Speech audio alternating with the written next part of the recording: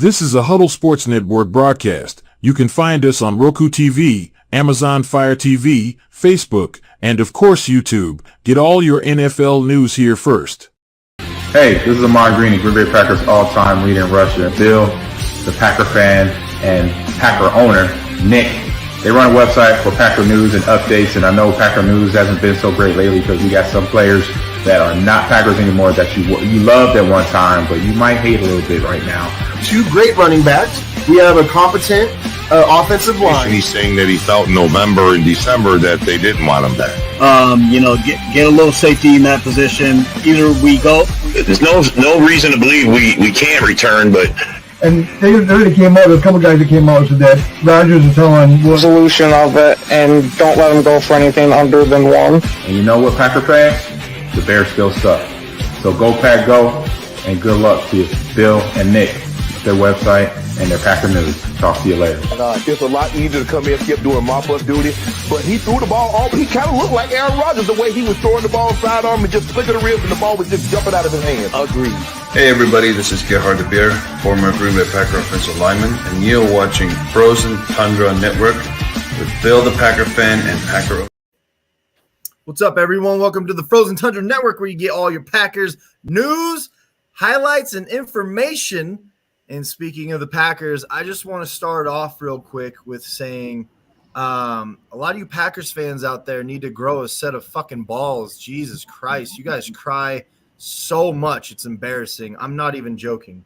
There was a post, and this has been happening for a while, but there was something that Bleacher Report reported saying that Green Bay should trade Christian Watson and a second-round draft pick for Brandon Ayuk. Now, obviously, that's predicated off Ayuk's displeasures with the franchise, those subtle comments that he was making earlier with Watson's injuries, right? And the fact that Green Bay, with our picks, they are very stingy, but a second-round pick to them means a whole lot. So it's something that Bleacher Report reported, right? So people are now – so the question was, do you guys think that this would be a good trade? Do you think Green Bay should do it? And Packers fans got on there and cried and fucking cried. I couldn't believe the amount of bitchness that I saw on these posts. I'm not even joking. It was like, oh, my God, why would you spread rumors? It's already being talked about. First of all, it was talked about before Bleacher Report reported it. This has been talked about for like almost a whole year now. Like, get the fuck over yourselves. People are allowed to ask questions, hypotheticals, whatever the hell it is that they want. Throw a set of balls. That's like when the Aaron Jones stuff first started coming out, that they might possibly release him. You had so many Packers fans whining and crying, oh, how can you spread fake news like this? There's no way that that's going to happen. You're a moron for saying this.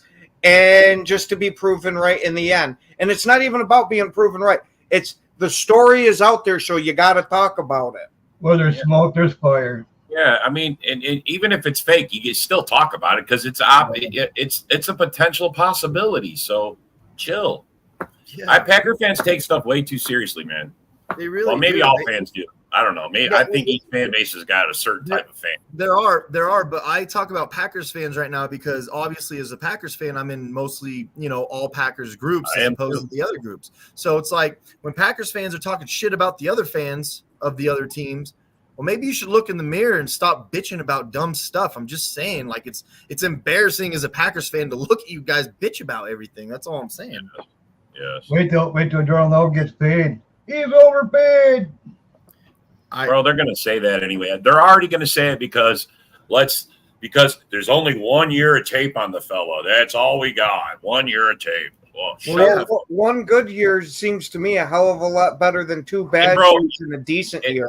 And I'll even take it a step further. It's only a good second half of the year. You know what I'm saying? Like the last 8 games. It's 1 year. It's from day one since they drafted him, from the day when they drafted him to the point they're fucking going to re-sign him. That's what they're.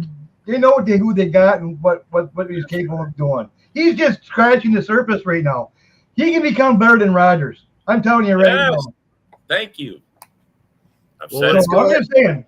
let's go ahead and debunk that right now for people watching at home. It was not half a season. First of all, the first 2 games of the season, he threw 6 touchdowns, 0 interceptions. Third game, he came back down 17-0 in the fourth quarter and won the game against the Saints, okay? That's already 3 games plus the second half of the season. So that'd be a total of – and they're calling it 9 games. So that's 12 right there, plus the Dallas Cowboys game, plus the Niners game. That's 14 games right there out of the 19 that they played. So there's 5 bad games in there. And they like to say, well, he didn't get going until Aaron Jones came back. That's not true. Aaron Jones didn't play against the San Diego Chargers. He didn't play against the Chiefs, all right? Yeah. He had 3 games that he missed in that stretch where in the Giants game, obviously, Love was not the greatest, but he wasn't horrible or anything. Yeah, he wasn't the reason we lost that game. Our defense lost a few of those games, bro. Our defense let us down. Yeah, definitely. Well, Love threw the touchdown to Malik Heath to put us up to win the game, and the defense fell apart. So this whole thing where it's like, well, when Aaron Jones came back, that's not true. It's not true, and it's not half a season. It's 3/4 of the season at least. So everybody needs to jump off of this bullshit recycled media thing that they like to circulate around all these years. It's not true. Maybe do your research and then figure it out. You know what I mean? Yes, I agree. So, I feel like Ken was building. Go ahead. I think a lot of that has to do with they're looking for anything that they can pick apart to give them hope that Love's not going to be running through them for the next 10 freaking years, and that Green Bay didn't hit on their 3rd quarterback in a row. That's what I think a lot of it is. Yes. Nobody wants to admit we could hit a third in a row quarterback. He's already starting to call his own plays, fucking the 2-minute drills. He's calling his own plays in 2-minute drills now. Let's see. There Unfortunately, there are a lot of wrote a book. Holy smokes. Winning all the time. And again, yes, they need to look in the mirror because there's Denver. Perfect winning season. There's going to be all this. I love all this. Love is good. He's going to be great. I agree. Just need to give him time. My fellow Packers, they want a chapter.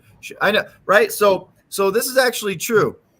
Oh, man, John. If Green Bay doesn't win the Super Bowl this year, then maybe – and I can see this happening.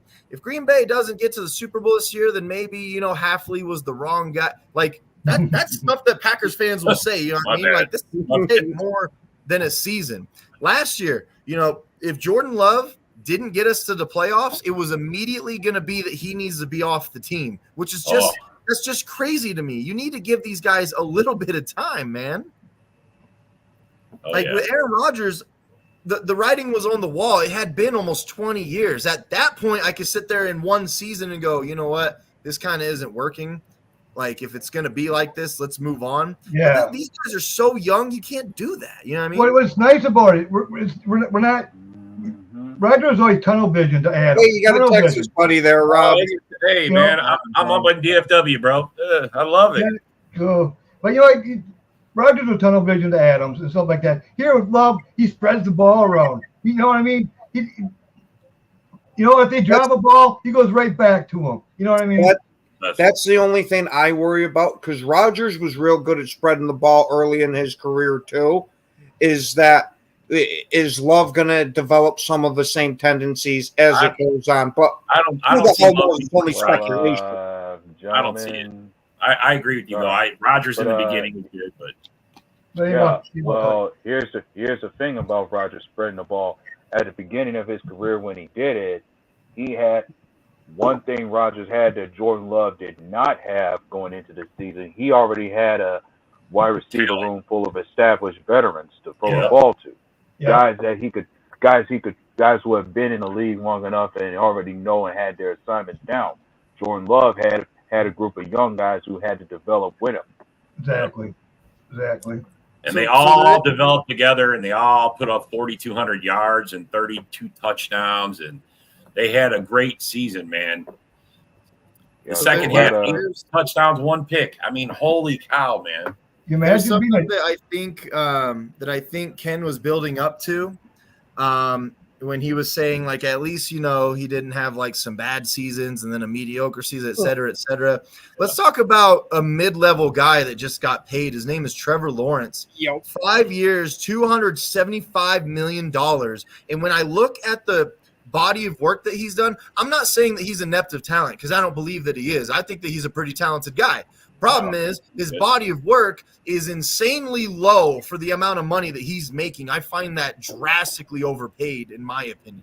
Mm-hmm. Gardner Minshew in 2 years put up slightly better numbers than he did in 3 with the same team and different personnel. As But much as I would agree that it is an overpay, part of me is looking at this like it's setting a market as far as more pressure that some folks can be putting on us to get a contract done with Jordan Love right away. Like, if anybody else gets paid a major contract, that means it's just going to be pushing the ante for us to pay Jordan Love even more just to top it. I don't see, with what Trevor Lawrence has done so far, I don't see the futuristic hypothetical argument there, like the potential argument. I don't see it because I haven't seen him do anything close to what Jordan Love just did in one season. I haven't seen him do that. Yeah, I think that a lot of this contract is based off the hype he had coming into the league. Yeah. Did you guys look at the numbers? Because after this morning, I went and looked at Daniel Jones. I looked at Trevor Lawrence numbers. I looked at even Jared Goff's numbers. I mean, I didn't pay a lot of close attention to, I guess, Jared Goff in his early years when he was with the Rams because he had a lot of good seasons. He had a few good seasons. Well, I looked at Goff's numbers, and he would have good years, but he'd also have bad years. It was he had a lot of years too. Yeah, it was almost a 50-50 split with him. Yeah, I agree with that. Yeah. Well, as far as Trevor Lawrence, in the 2 years he's been in the league, he's had 4,000 yards. Yeah, he's had it 12 years. He's been in 3. He's 3 years. He's got 3 years on it, and 2 of those he hit over 4,000, and he had 25 touchdowns. I mean, 1 year, but he didn't get last year. They crashed. So I'm fine with this answer right here. I'm okay with this answer because I know that the Jaguars struggled to get asses in the seats for a long time. So if this is what does it, then sure. Fine, whatever. I'm saying from a football standpoint, that is dramatically overpaid, grossly overpaid. He has underperformed for that money.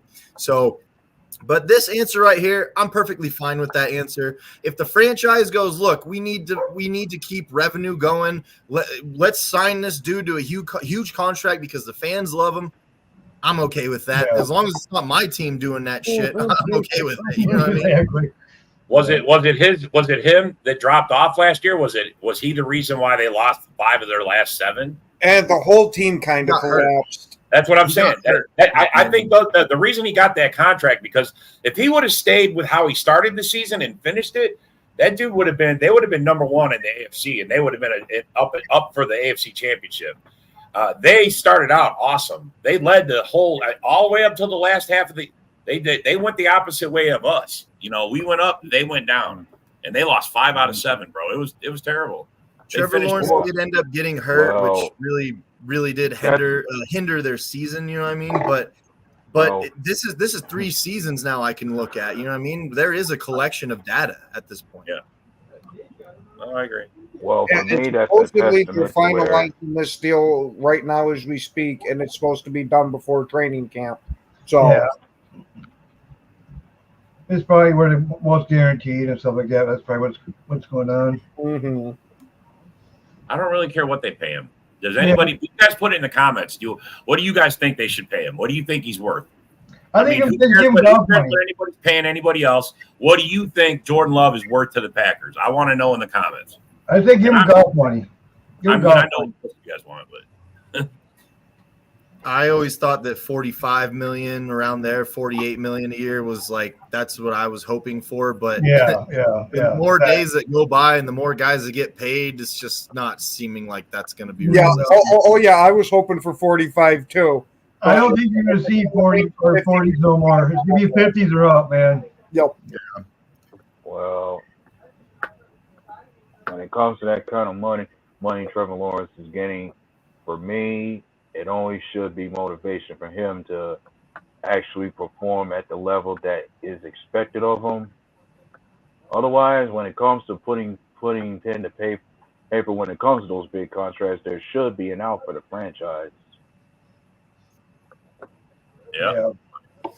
Oh yeah, you got to assume that after like 3 years that they'd have an out or something like that, just in case if everything tanked and went the worst case scenario.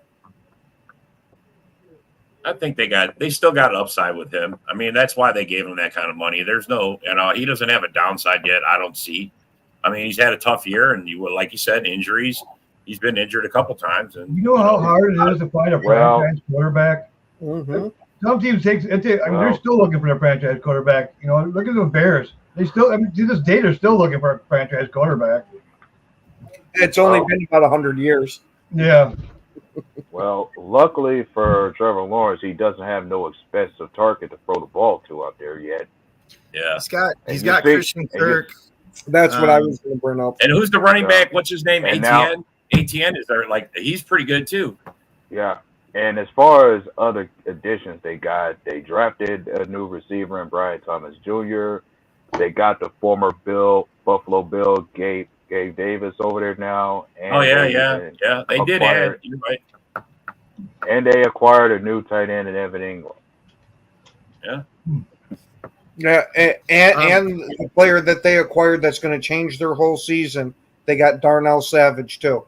Oh yeah, that's right. Yeah, this kind of reminds me of there was a suggestion that people were making that maybe QBs should have a separate salary cap from the team, which I actually, the first time I read that, I was like, that's dumb. But then the more and more that these contracts get signed, the more and more I kind of sit there and go, actually, it kind of wouldn't be a bad idea. Let's put a salary cap on QB contracts so we can stop this ridiculousness. Yeah. And the rest of the team has a separate set of salary cap. You know what I mean?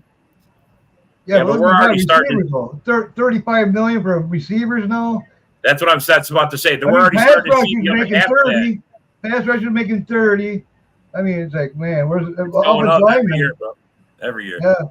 You want a good fucking player, you're paying $30,000 each player.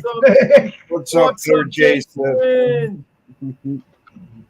Go Pack, go. Okay. So speaking of contracts and $50 million, et cetera, let's talk about a certain, there's Bears fans out there, I guess, that think that Justin Fields, that the Bears should have paid Justin Fields $50 million a year. That's a real thing.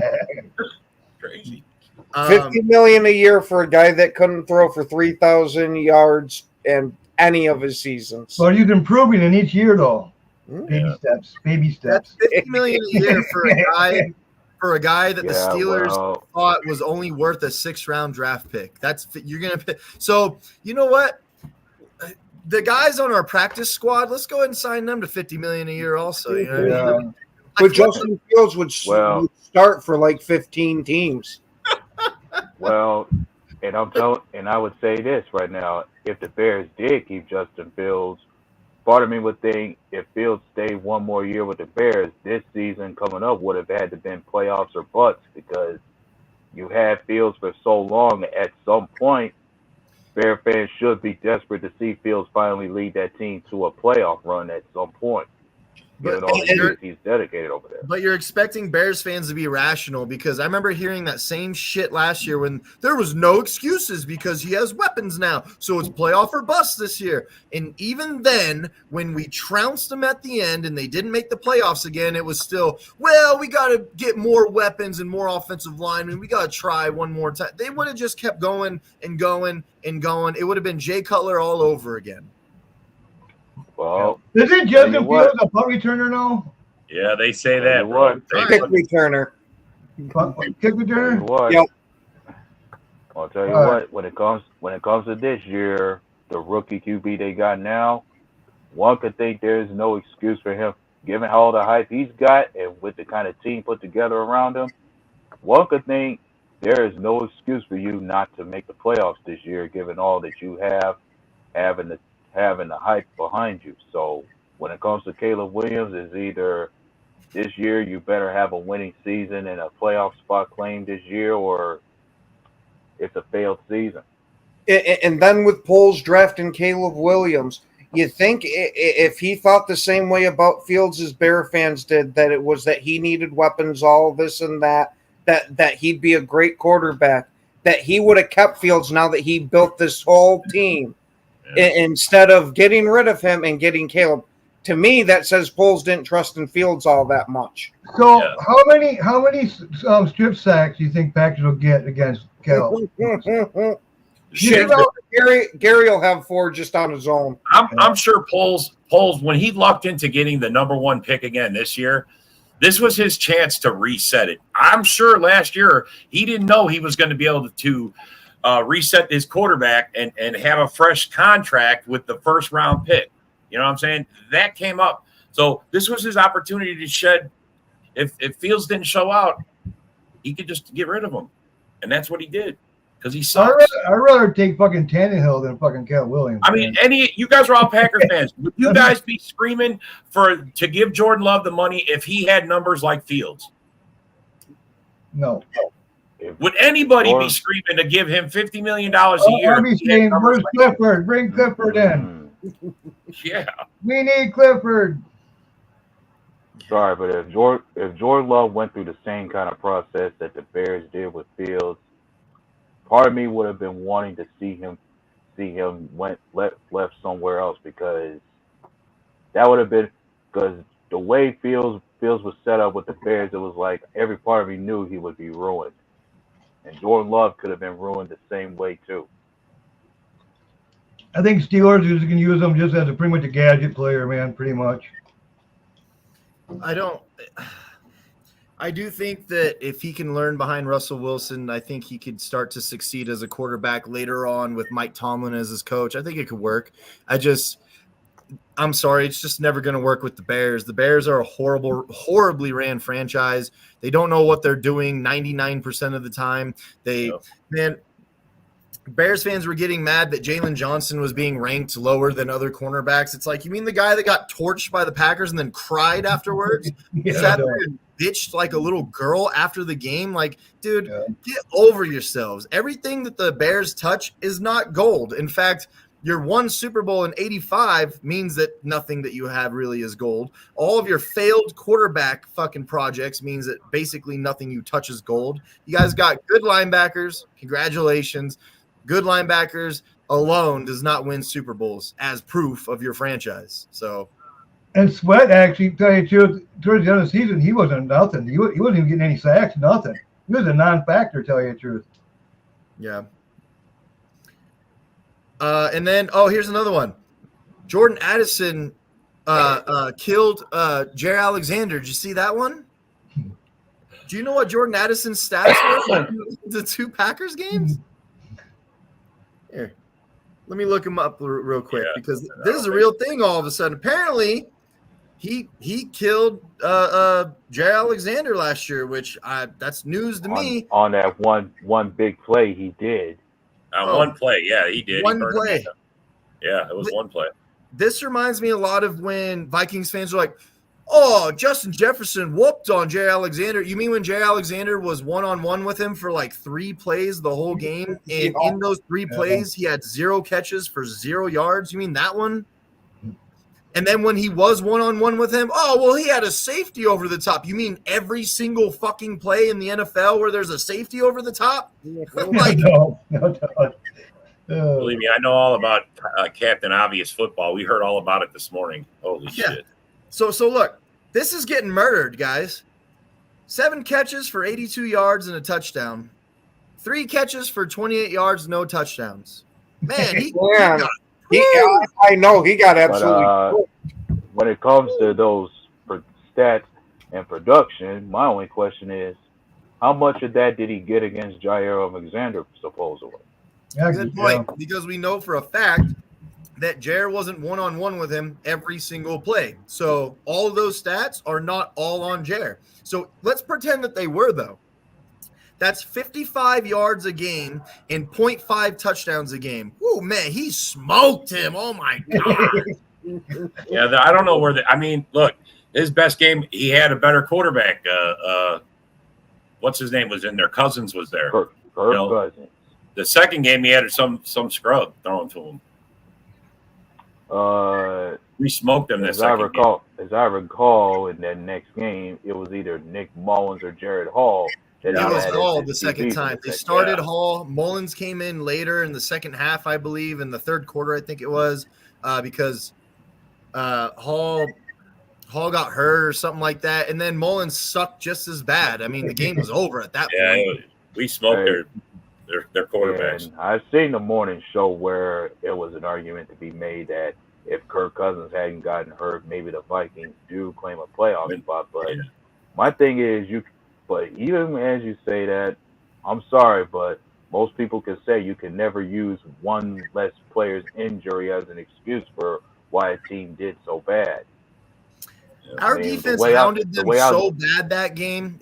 Our defense destroyed them that game. And not to mention, was Kirk Cousins going to stop Aaron Jones from absolutely gashing them? Was he going to stop those throws from Jordan Love that were dimes all like Kirk Cousins wasn't going to change the outcome of that game. It was the same thing as the year before when we lost to the Vikings, and then the second time around we beat them 41-10 or something like that. That was a beat. Why didn't Kirk Cousins get out there and stop Keyshawn Nixon from returning that kickoff for a touchdown? You know what I mean? Like, I don't buy into that shit. Like, you know, Kirk Cousins, it's different when you have Aaron Rodgers. It's different when you have Patrick Mahomes. It is different when you have Peyton Manning, okay? But Kirk Cousins isn't so polarizing that he can stop a 33-10 win, okay? Just saying. All I think he's good at is stealing money from teams, man. Oh, man. He's real good at that. Yeah. He's made more money than Tom Brady. Yeah. How? Real good at that. And even as he's done that, one is just dying to see just how good is Kirk Cousins at taking on a mentorship role in Atlanta with Michael Penix Jr. He wasn't happy when they drafted him. If I'm being honest, I don't see what is it that Kirk Cousins can. Penix and Cousins are so different as quarterbacks. I don't see what it is that Cousins is going to be like, you know what you should do, Penix? Sit in the pocket and don't move an inch and fumble the ball. You know what I mean? Like, what's he going to do with him? Penix is a lot more mobile side to side. He has more of a bullet of an arm, whereas Kirk Cousins kind of floats it. He kind of like puts his head down and throws it up, and he gets the ball where it needs to be, but he's got soft touch. Those guys are way different. I'm not sure what Cousins can actually teach him other than maybe commanding the snap count, the offensive line, putting guys in motion, audibles, maybe things like that. I don't know. A-Dub, what do you think that he can teach him? Perhaps game managing, because that's been one of Kirk Cousins' strengths as a QB, that he could game manage certain games out there. And in some instances, every once in a while, Kirk Cousins will give you stats and numbers. But good one. Even as Pettis could do that, can produce stats like Kirk Cousins, can Kirk Cousins win the big games for you? That's the big question. That's something we don't see Kirk Cousins do very often. Can he win when it matters most? No.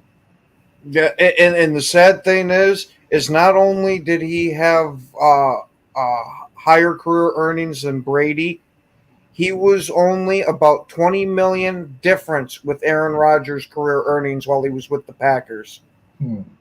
Like, you heard all this talk about how Rodgers was hampering the team with his money and all that, but you don't hear that too much about Kirk, even though he made $20 million shy of him. Really? That's it? Only 20. Wow. He still drives around in a minivan. Hey, you leave the Flanders Mobile alone. So look, let's start going into what's happening right now with these OTAs and stuff. I am seeing a lot of good things about Eric Stokes constantly. It's almost like every day I see something about how Eric Stokes is getting better. He's more healthy.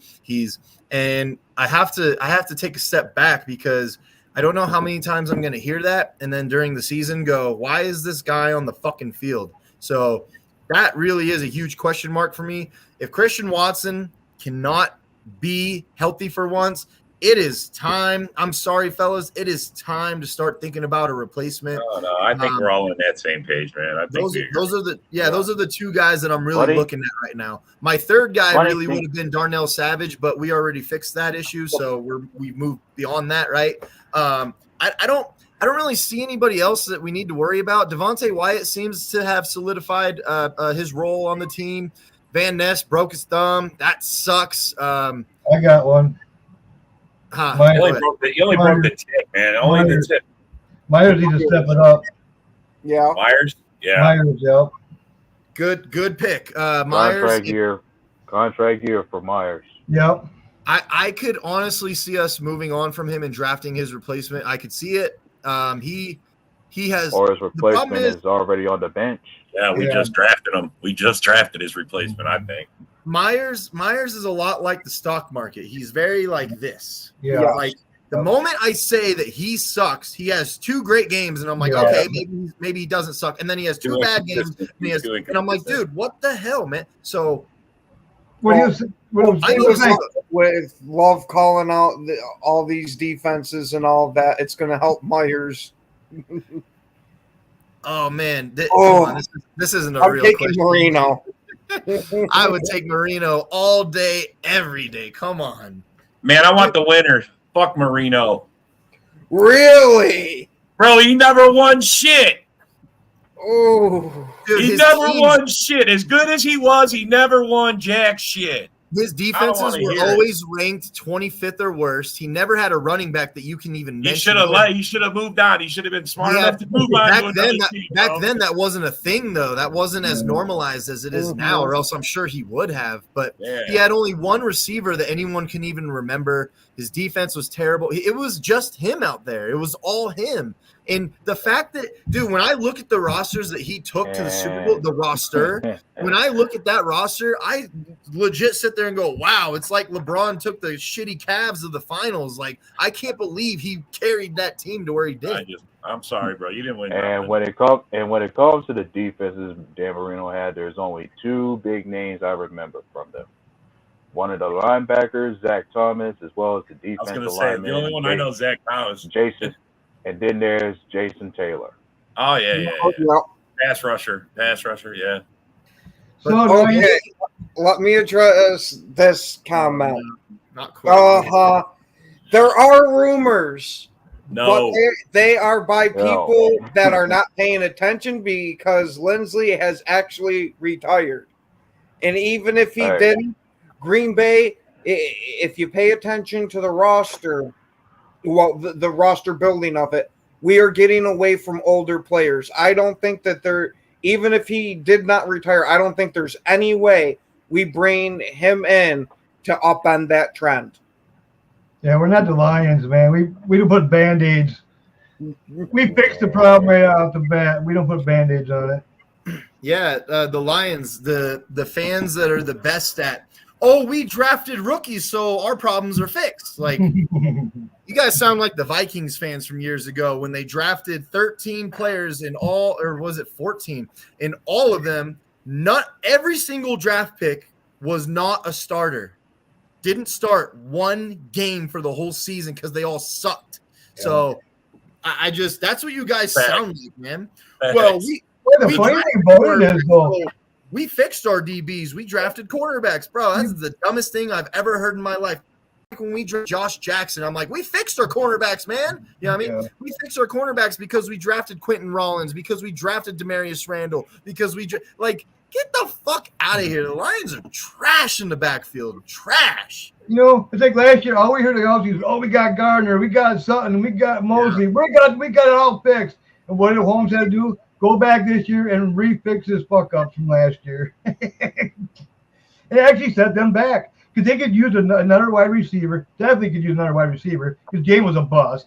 Wow. They could use more depth at offensive line. They go out, they get rid of Johnston and then bring in a 34-year-old Zealand, whatever the his name is.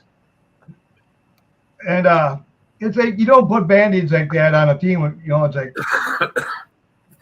It's bad, dude. So we all liked Casey Hayward. We all liked Micah Hyde. That was one of the weirdest moves that we've ever made, in my opinion, was when we got rid of both of them.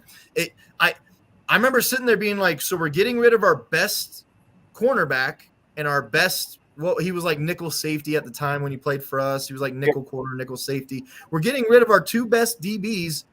Why? For what reason? It was because Ted Thompson didn't want to pay him. That's all there is to it. That's the only, and it's not even like we didn't have the money to pay him. We had a bunch of room in the cap, but Ted Thompson was, I really like that award in the offseason of most cap money not spent. Yeah, and even if you were going to get rid of those guys, you better have a backup plan as far as anyone else being just as talented as them who could have taken over. Like, during those Ted Thompson days, you could just say he never was able to put together a competent defense to take any weight off of Rodgers and the offense that we've had those years. Yeah.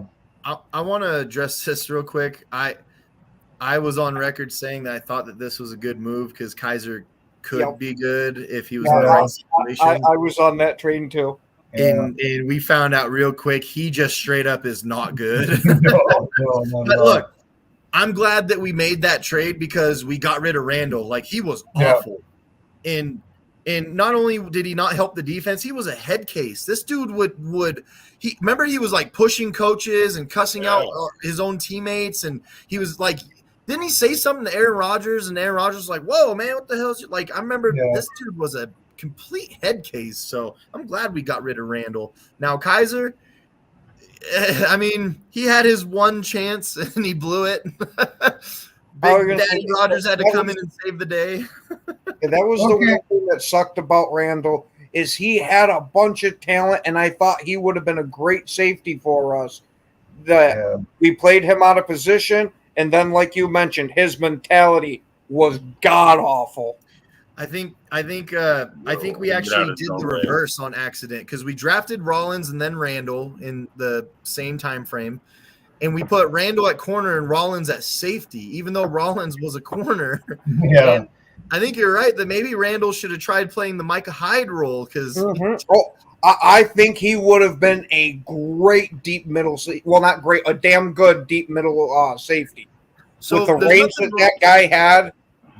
Yeah, Ted Thompson found a lot of gems. Nothing wrong with the way he drafted, but the way that he treated players and contracts was unforgivable at times, man. I mean, and not using free agency to his advantage is another detriment to his. He's like, oh, you know what? I'm gonna make everybody happy by getting Julius Peppers when he's 75 years old. Yeah, and he didn't have to go to Murphy. He didn't have to do that. He can make the decision and do whatever. He didn't have to go to Murphy. Funny thing about Julius Peppers, if he wasn't so money hungry, I would have enjoyed keeping him because he was valuable for our defense at times.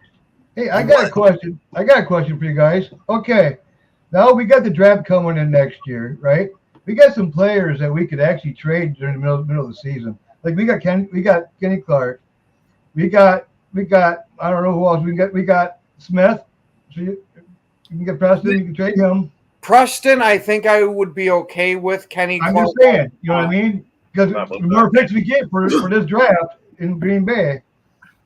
Kenny Clark has steadily gotten better every year, bro. Every year he's been on our team, he's gotten better. There's no way I think with Kenny Clark, it's hard to trade him because he is a fan favorite, and I think you would really I think there'd be a lot of pissed off people. His contract is hard to trade because who are you going to trade him for to match that contract and salary cap? And I don't know, man. He's really young. What is he? He's 20. He's turning 27 this year, I believe, right? 28. He's going to be 28. He's still got plenty of juice left. So I don't know.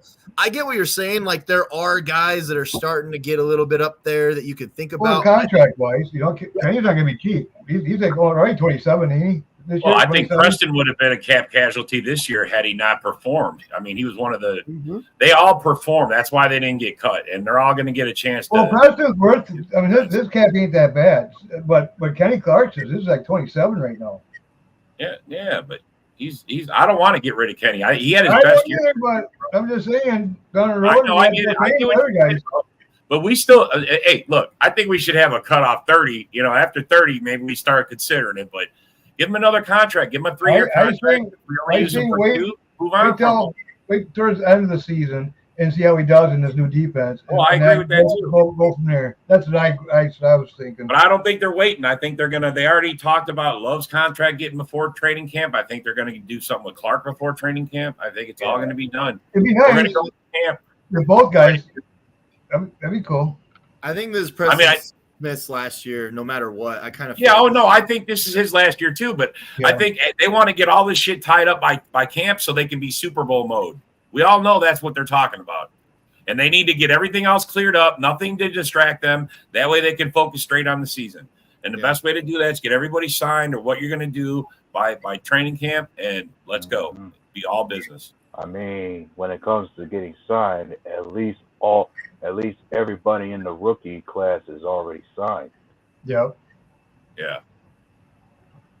But we are going to have some contracts coming up regardless. I mean, especially guys like Zach Tom. We're going to get down the road, and guys like that are going to need to be paid. Dobbs, Watson.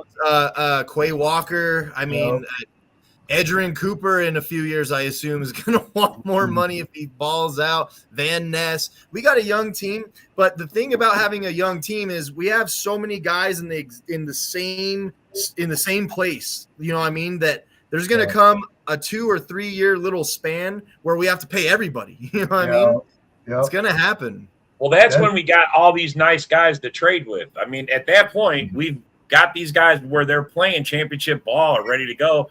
And if we can't use them, then we can trade them and get something out of it. I mean, I'm not saying we're developing great players, bro. No way did anybody expect our 1s and 2 first years to have such a great season last year. We're just building a dynasty. That's all we're doing. We're building a dynasty. I hope so. Yeah. Oh, bro. It's just the start of it, and then we're building a dynasty. I'm just hoping that it's going to be tough because just like the Niners, what they built, right? Something's got to give eventually, and they're starting to get close to that right now where their players get them now. Yeah, the Niners are not going to have many more opportunities, let's be honest. No.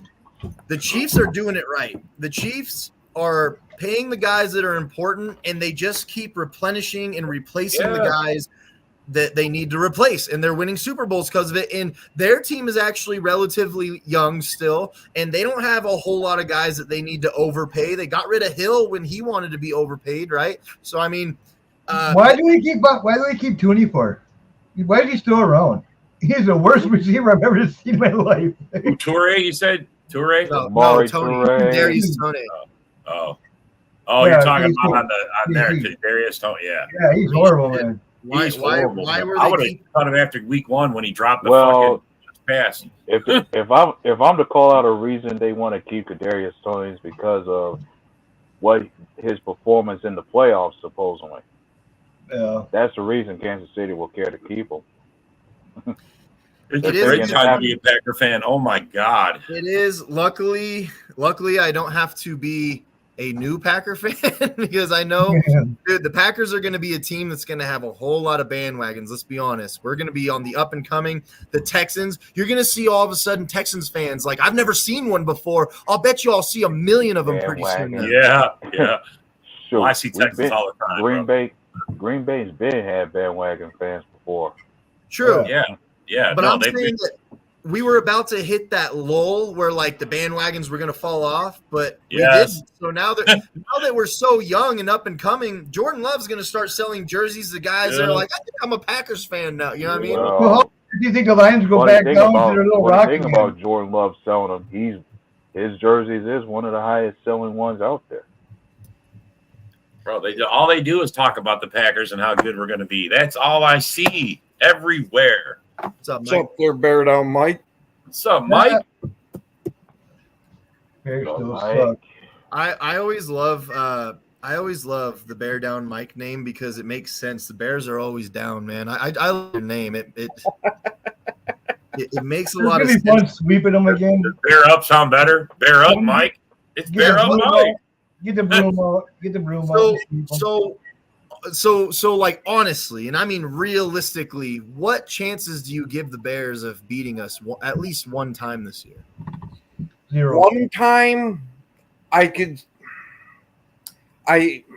I think they have their best chance this year. Yeah, because week 18 we might be sitting players for the playoffs. Yeah. That's the only chance they got. Can't beat her backups. No way.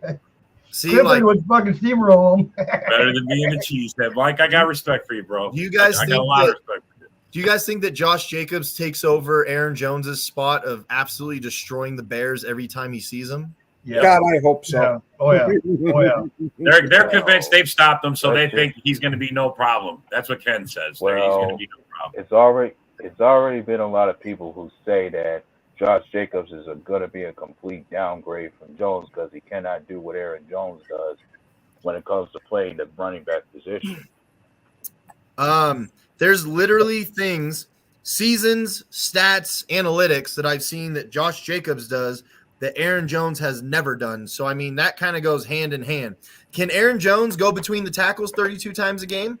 Sure can't. Sure fucking can't. Nope. In fact, no, he can for a game or two, but then he's got to sit out 6. And then he's out like 6. Yeah. But that's why I said a game. Tackles, he can't break tackles not like Jacobs, man. I mean, Aaron Jones is the guy that runs up and somehow he gets through the line. I don't know how the fuck he does it. He squeaks through. He like turns sideways. Is the guy that puts his head down and blows and blows the line open. That's what I see. This is a different offense than last year. It looks like the same offense to me, just with a guy that paints his nails. Yeah. Well, they did switch off the coordinators. The big difference I can only see is you're changing the receiving room. You kept the same tight end from last season in Cole Kmet. You still got your same receiver in DJ Moore that remains.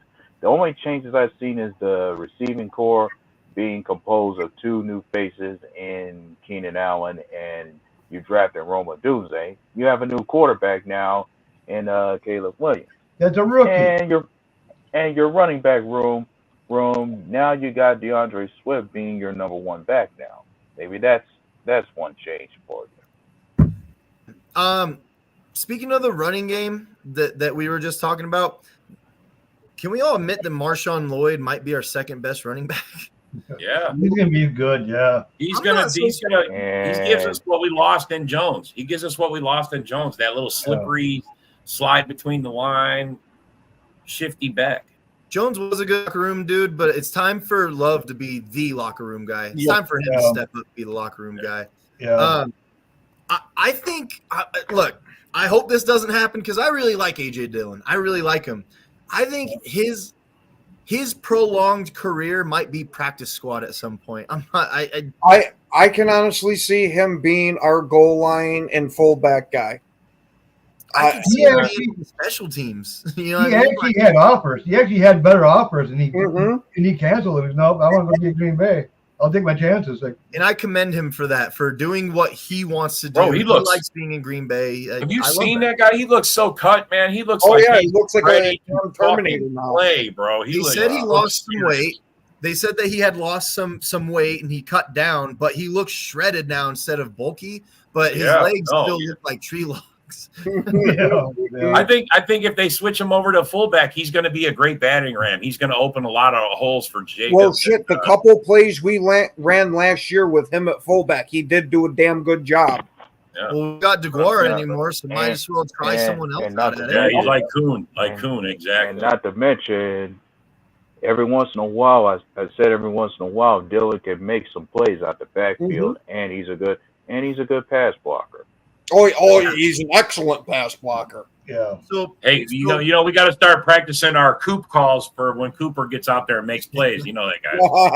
Coop! It's all you're gonna hear. All you're gonna hear. I don't know if Dillon will ever be as good as Kuhn was, but I could see him being like our new Ripkowski, because Ripkowski was a little different than Kuhn. I remember Rip. Yeah.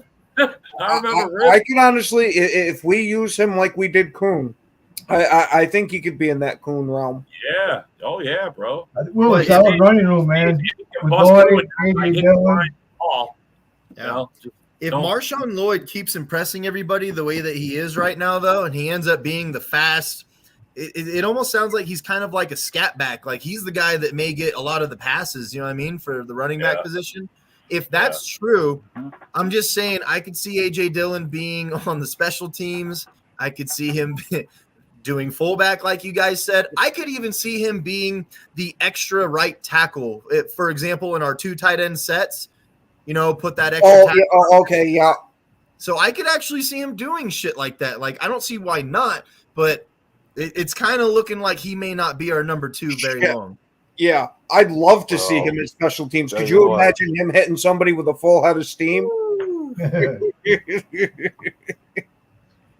They're going to be taking out restraining orders against him. Yeah. Go ahead, A-Dub.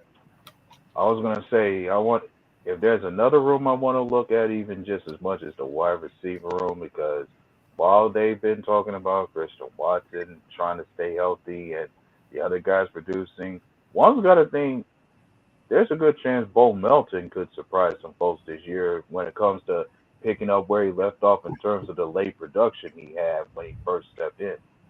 Well, one thing about Bo Melton, he's our second best run blocker.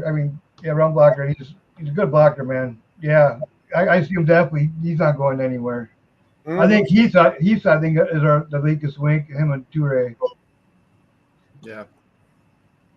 And DuPont. Bo Melton, I'm massively high on because he's not only fast and like you mentioned, him being a good blocker, but he's got damn good hands too. Yeah. Yeah. That's why I'm not too worried if Christian Watson doesn't work out because you got Wicks and him to fill that number 1 role. Because we all want him to work out though. Absolutely.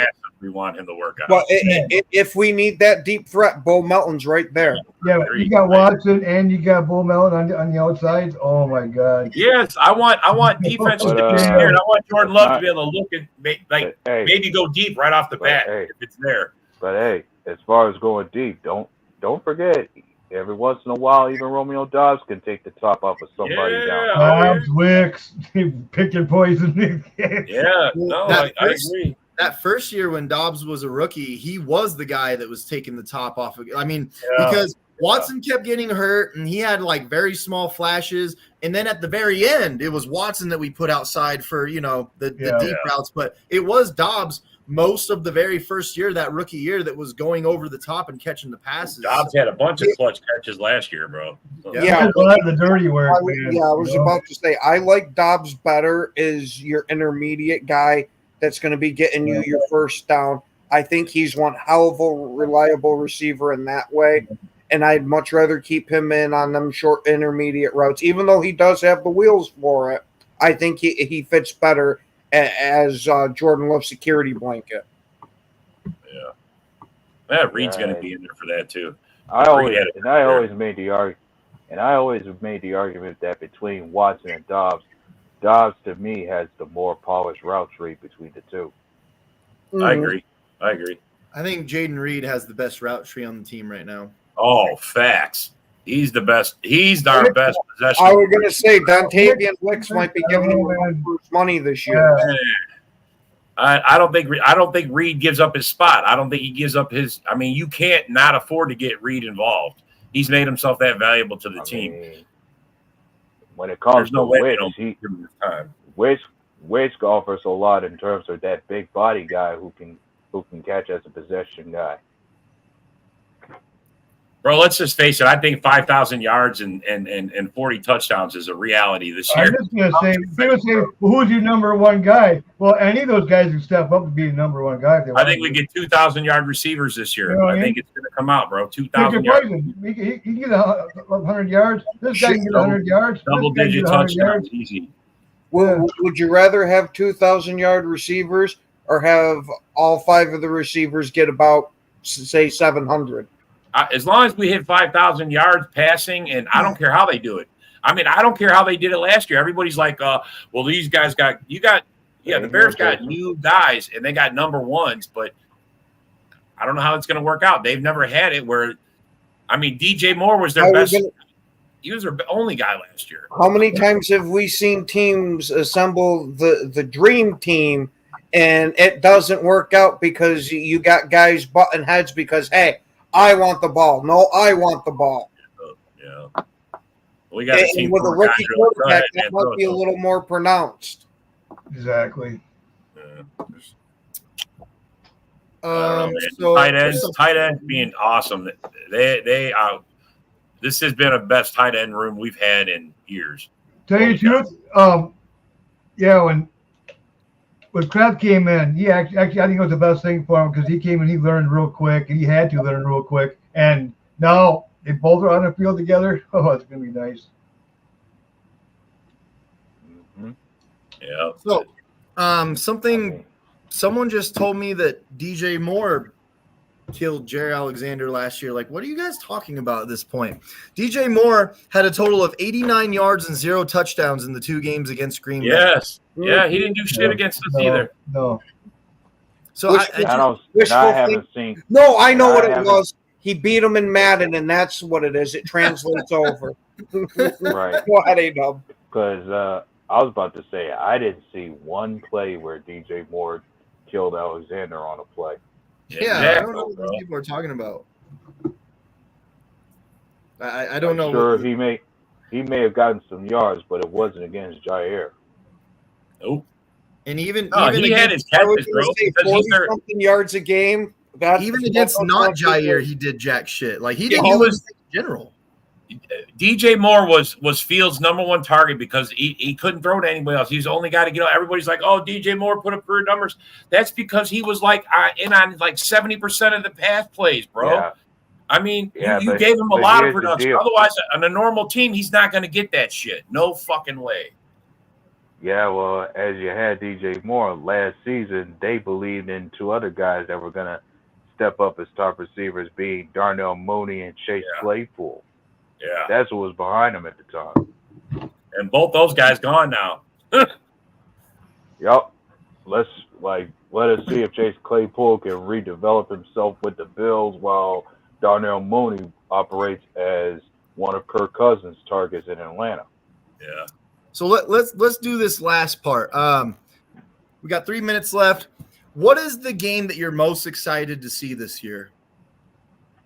The game against the Houston Texans to me is the number 1. Mine too, bro. I think they built an absolute juggernaut down there in Houston, and I think this is going to show us where we stack up against the top teams. I can't wait to watch Jair push Stephon Diggs around again. Last time when Green Bay played the Bills, we ended up losing. But, dude, Jair was hounding his ass. I mean, he was throwing him to the floor, poking him in his face and stuff like that, pissing him off. It was funny. That was funny to watch. Damn, he took the Texans one. That's what I wanted to say. I know. All right. What are some other notable ones? Because I guess the Eagles one would be a good measurement for where we are. Week one to start out. Because the Eagles are looking to bounce back and be a Super Bowl. We're looking to the Eagles are looking to bounce back and be a Super Bowl contender again, and we're looking to freshly be a new Super Bowl contender. So I think that's a good gauge. Go ahead, A-Dub. What are you saying? Well, I was going to say that about the Eagles, but one's got it.